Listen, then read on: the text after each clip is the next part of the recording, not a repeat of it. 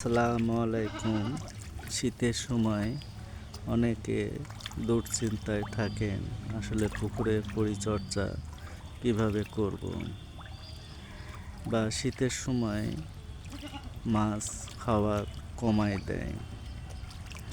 আজ নভেম্বর মাসের 12 তারিখ। অলরেডি শীতের আমেজ চলে এসেছে। এই শীতের সময় চেষ্টা করবেন পুকুরে সঠিক পরিচর্যা করতে।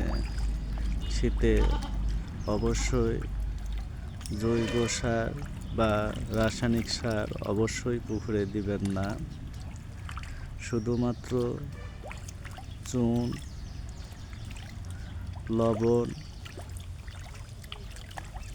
আর পটাশ অর্থাৎ লাল পটাশ দিবেন।